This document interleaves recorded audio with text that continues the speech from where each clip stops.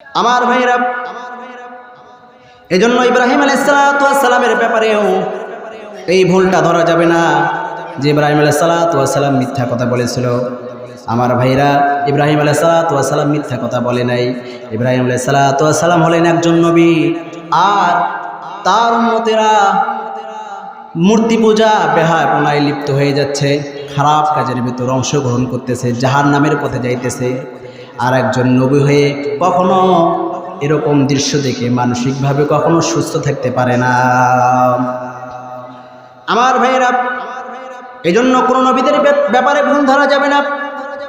কোনো নবী মিথ্যা কথা বলে নাই, কোনো নবী ভুল করে নাই, কেননা সমস্ত নবী বিনা হিসেবে জান্নাতি। আমার ভাইরা, এজন্য কোনো নবীর ব্যাপারে ভুল ধরা যাবে না। এখন মুহাম্মদ সাল্লাল্লাহু আলাইহি সাল্লাম আর আদম আলাইহিস সালাম শুরু নবী, আর মুহাম্মদ সাল্লাল্লাহু আলাইহি সাল্লাম শেষ নবী। আর মুহাম্মদ সাল্লাল্লাহু আলাইহি সাল্লামের পরে পৃথিবীতে আর কোনো নবী আসবে না। যেহেতু এখানে 4টি দলের কথা বলা হয়েছে, 1 নম্বরের দলই হলো মিনান নাবিয়িন, সমস্ত নবীগণ বিনা হিসেবে জান্নাতি। যেহেতু মুহাম্মদ সাল্লাল্লাহু আলাইহি সাল্লামের পরে আর পৃথিবীতে কোনো নবী আসবে না, এজন্য প্রথম দল বাদ। এর সাক্ষী আল্লাহ দিয়েছেন, মা কানা মুহাম্মাদুন আবা আহাদিম মির রিজালিকুম ওয়ালাকিন রাসূলুল্লাহি ওয়া খাতামান নাবিয়্যিন। আল্লাহ রাব্বুল আলামিন বলতেছেন, বান্দারে, আমি মুহাম্মদ সাল্লাল্লাহু আলাইহি সাল্লামকে তোমাদের মাঝে কোনো যুবকের পিতা হিসেবে পাঠিয়ে দেই নাই। আমি মুহাম্মদ সাল্লাল্লাহু আলাইহি সাল্লামকে শেষ নবী হিসেবে পৃথিবীতে পাঠিয়ে দিয়েছি। আর নবী আলাইহিস সালাতু ওয়াস সালাম তিনিও বলতেছেন, লা নাবিয়্যা বাদি, আমার পরে কোনো নবী আসবে না, আনা খাতামান নাবিয়্যিন, আমি হলাম শেষ নবী। এজন্য প্রথম দল এটা বাদ। মুহাম্মদ সাল্লাল্লাহু আলাইহি সাল্লামের পরে যত মানুষ নিজেকে নবী দাবি করবে, এরা সকলে ভণ্ড, প্রতারক, ধোঁকাবাজ। আমার ভাইরা, মুহাম্মদ সাল্লাল্লাহু আলাইহি সাল্লামের পরে অনেকে নিজেকে নবী দাবি করেছিল, কিন্তু তারা পৃথিবীতে কেউ নবী হতে পারে নাই, বরং লাঞ্ছনার সাথে তাদের মৃত্যু হয়েছে। এরকমই নবী আলাইহিস সালাতু ওয়াস সালামের পরে সাহাবীদের যুগে একজন দাজ্জাল, একজন কাজ্জাব, মুসাইলামাতুল কাজ্জাব, এই মিথ্যাবাদী নিজেকে যখন নবী দাবি করলো, নিজেকে তখন নবুয়ত তার দাবি করলো, তখন সাহাবায়ে কেরাম তার বিরুদ্ধে যুদ্ধ ঘোষণা করে তাকে দুনিয়া থেকে বিদায় করে দিয়েছে। পৃথিবীতে যুগে যুগে যত মানুষ নিজেকে নবী দাবি করেছে, সকলেই লাঞ্ছনার সহিত দুনিয়া থেকে বিদায় হয়েছে। আমার ভাইয়েরা, আরেকজন বন্ড আছে, নাম হলো গোলাম আহমদ কাদিয়ানী। এই নিজেকে নবী দাবি করলো যখন, তখন কিছু মানুষ তার কাছে প্রমাণ চাইলো যে আমাকে প্রমাণ দাও, যদি তুমি প্রমাণ দিতে পারো তাহলে আমরা মেনে নেব তুমি নবী। গোলাম আহমদ কাদিয়ানী নিজেকে প্রমাণ দেওয়ার জন্য একটা আয়াত ঠিক করে নিলেন, وَإِذْ قَالَ عِيسَى ابْنُ مَرْيَمَ يَا بَنِي إِسْرَائِيلَ إِنِّي رَسُولُ اللَّهِ إِلَيْكُمْ مُصَدِّقًا لِمَا بَيْنَ يَدَيَّ مِنَ التَّوْرَاةِ وَمُبَشِّرًا بِرَسُولٍ يَأْتِي مِنْ بَعْدِ اسْمُهُ أَحْمَدُ। গোলাম আহমদ কাদিয়ানী এই আয়াতটার স্মরণতার সুযোগ নিয়ে, এই আয়াতটার সুযোগ নিয়ে গোলাম আহমদ কাদিয়ানী নিজেকে নবী দাবি করলো। ঈসা আলাইহিস সালাতু ওয়াস সালাম বলেছিল, আমার পরে একজন নবী আসবে যার নাম হবে আহমদ। গোলাম আহমদ সাধারণ লোকদেরকে এই কথা শুনিয়ে দিয়ে বলল যে মুহাম্মদ ঈসা আলাইহিস সালাতু ওয়াস সালামের পরে একজন নবী আসবে যার নাম হবে আহমদ, আমি সেই আহমদ। তৎকালীন যুগে একজন আলেম ছিল, নাম হলো আতাউল্লাহ।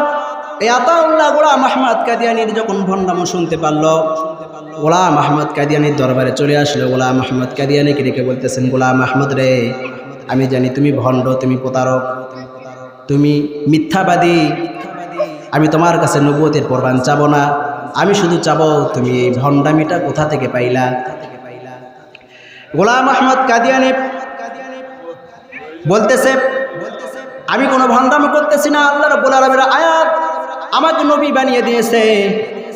গোলাম আহমদ কাদিনা আবার এই আয়াতটা পড়ে শোনালো, ওয়াইদ ক্বালা ঈসা ইবনু মারইয়াম ইয়া বানি ইসরাঈল ইন্নী রাসূলুল্লাহি ইলাইকুম মুসাদ্দিকান লিমা বাইনা ইয়াদাইয়া মিনাত তাওরাতি ওয়া মুবাশশিরান বিরাসূলিন ইয়াতি মিন বা'দি ইসমুহু আহমদ। গোলাম আহমদ কাদিয়ানী যখন এই আয়াতটা শোনালো, আয়াত শোনানোর পরে বলতেছে, গোলাম আহমদ কাদিয়ানী বলল, শোনো,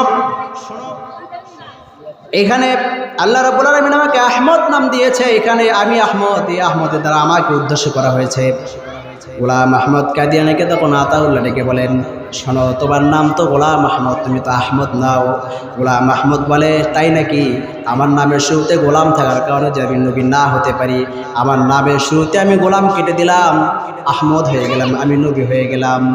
গোলাম আহমদ এবার ডাক দিয়ে বলতেছেন, আতাউল্লাহ এবার আমাকে মেনে নাও। আতাউল্লাহ ডেকে বলতেছেন, শোনো, তুমি যদি তোমার নামের শুরুতে বাদ দিয়ে, গোলাম বাদ দিয়ে আহমদ হয়ে নবী হতে পারো, তাহলে আমার নাম আতাউল্লাহ, আমার নাম আতাউল্লাহ, আমার নামের শুরুতে আতা কেটে দিলাম, উল্লাহ আল্লাহ হয়ে গেলাম। আমি আল্লাহ হয়ে বলতেছি, তোমার মতো গাধাকে আমি কখনো নবুয়ত দিতে পারি না। এজন্য পৃথিবীতে যত মানুষ নিজেকে নবী দাবি করবে সকলেই ভণ্ড প্রতারক। এখন বলতে পারেন, হুজুর কিয়ামতের আগে ঈসা নবী আসবে, সেও তো একজন নবী, তাহলে সেও কি ভণ্ড? আমার ভাইরা, ঈসা নবী তো কিয়ামতের আগে আসবে, কিন্তু ঈসা নবী নবী হিসেবে না, একজন সাধারণ উম্মত হিসেবে পৃথিবীতে আসবে। আমার ভাইরা, এই জন্য মুহাম্মদ সাল্লাল্লাহু আলাইহি সাল্লামের পরে কোনো নবী আসবে না। মুহাম্মদ সাল্লাল্লাহু আলাইহি সাল্লাম হলো শেষ নবী, তিনার পরে পৃথিবীতে আর কোনো নবী আসবে না, তিনি হলেন শেষ নবী। আমার ভাইরা, 2 নম্বর দর হলো সিদ্দিকিন, সিদ্দিকগণ। সিদ্দিক বলে কাকে? যে নিজে সত্য গ্রহণ করে, সত্য মেনে নেয়, সেই হলো সিদ্দিক। আর আল্লাহ রাব্বুল আলামিন সিদ্দিকদের সাথেও থাকতে বলেছেন, ইয়া আইয়ুহাল্লাযীনা আমানুত্তাকুল্লাহা ওয়া কুনু মা'আস সাদিকিন। বান্দারে, তোমরা ইত্তাকুল্লাহ, আল্লাহকে ভয় করো, ওয়া কুনু মা'আস সাদিকিন, আর সত্যবাদীদের সঙ্গে থাকো। আর সিদ্দিকের কথা বললেই সর্বপ্রথম হযরত আবু বকর সিদ্দিক রাদিয়াল্লাহু তাআলা আনহুর কথা মনে পড়ে যায়। তিনি হলেন সর্বপ্রথম সিদ্দিক। তিনি নিজে এত সত্য মেনে নিয়েছেন, যখন নবী আলাইহিস সালাতু ওয়াস সালাম নবুয়ত প্রাপ্ত হলেন, যুবকদের মধ্যে সর্বপ্রথম হযরত আবু বকর সিদ্দিক রাদিয়াল্লাহু তাআলা আনহুকে বললেন, আবু বকর, আমি ইসলাম ধর্ম নিয়ে এসেছি, আমি নবী হয়ে এসেছি, তুমিও কি আমাকে মানো? আবু বকর রাদিয়াল্লাহু তাআলা আনহুকে বলতেছেন, ইয়া রাসূলুল্লাহ, আপনার যে চরিত্র, আপনার যে ক্যারেক্টার, আপনি শুধু নবী হতে পারেন, আপনি নবী হওয়ার যোগ্য। আমি সঙ্গে সঙ্গে ইসলাম গ্রহণ করে নিলাম। লা ইলাহা ইল্লাল্লাহু মুহাম্মাদুর রাসূলুল্লাহ। আবু বকর রাদিয়াল্লাহু তাআলা আনহু তিনি সর্বযুগী সবচাইতে বড় সত্যবাদী।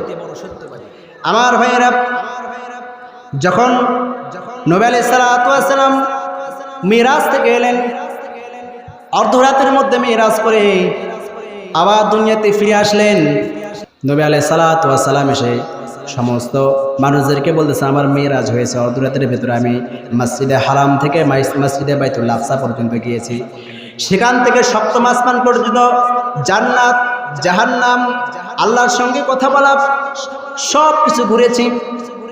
এ কথা যখন মানুষদেরকে বলল, তখন কেউ বিশ্বাস করে না। অথচ আল্লাহ রাব্বুল আলামিন কোরআনে বলতেছেন, সুবহানাল্লাযী আসরা বিআবদিহি লাইলাম মিনাল মাসজিদিল হারাম ইলাল মাসজিদিল আকসা। আমি আমার বান্দাকে মসজিদে হারাম থেকে মসজিদে আকসা পর্যন্ত মিরাজ করেছি, ইসরা করেছি।